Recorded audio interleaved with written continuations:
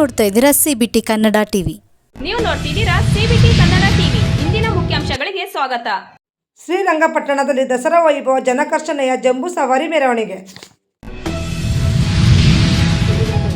ಭದ್ರಾ ಅಭಯಾರಣ್ಯದಲ್ಲಿ ಆನೆ ಶಿಬಿರ ಸ್ಥಾಪನೆ, ಜೀವಿಶಾಸ್ತ್ರ ಮತ್ತು ಪರಿಸರ ಸಚಿವರಾದ ಈಶ್ವರ ಖಂಡ್ರೆ ಘೋಷಿಸಿದ್ದಾರೆ.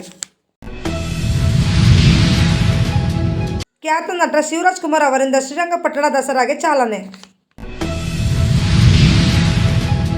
ಕೆಆರ್ಪೇಟೆ ಆರ್ಟಿಒ ಮಲ್ಲಿಕಾರ್ಜುನ್ ಅವರಲ್ಲಿರುವ ಪ್ರಾಮಾಣಿಕತೆ, ಸರಳತೆ, ಕಾರ್ಯಕ್ಷಮತೆಯಿಂದಲೇ ಅವರಿಗೆ ಗೌರವಾನ್ವಿತ ಸ್ಥಾನಗಳು ಲಭಿಸುತ್ತಿವೆ. ಬಿಟಿ ವೆಂಕಟೇಶ್.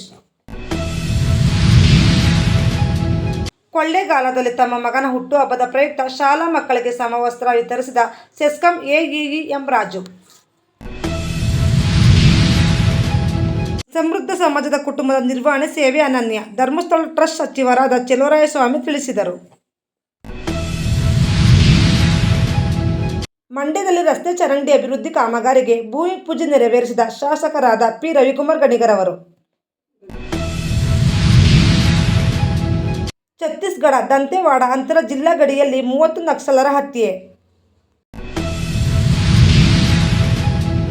ಬಿಜೆಪಿ ಪಕ್ಷಕ್ಕೆ ಕಾರ್ಯಕರ್ತರು, ಸದಸ್ಯರು ಜೀವಾಳ, ವಿರೋಧ ಪಕ್ಷದ ನಾಯಕ ಆರ್ ಅಶೋಕ್ ತಿಳಿಸಿದರು. ಶ್ರೀರಂಗಪಟ್ಟಣ ದಸರಾ ಉದ್ಘಾಟನೆ ಮಾಡುತ್ತಿರುವುದು ನನ್ನ ಪುಣ್ಯ, ಶಿವರಾಜ್ ಕುಮಾರ್ ಹೇಳಿದರು. ಮದ್ದೂರು ಪುರಸಭೆ ಕಾಮಗಾರಿಗಳಲ್ಲಿ ಅವ್ಯವಹಾರ, ಲೋಕಾಯುಕ್ತ ತನಿಖೆಗೆ ಆಗ್ರಹ. ಪಾಂಡವಪುರ ಕೊಲೆ ಆರೋಪಿಗೆ ಕೋರ್ಟ್ ಜೀವಾವಧಿ ಶಿಕ್ಷೆಯನ್ನು ನೀಡಿದೆ. ಮೈಸೂರಿನಲ್ಲಿ ಜಿಟಿ ಜಿಟಿ ತುಂತುರು ಮಳೆಯಲ್ಲಿ ಯಶಸ್ವಿಯಾಗಿ ನಡೆದ ಪಾರಂಪರಿಕ ಟಾಂಗ ಸವಾರಿ.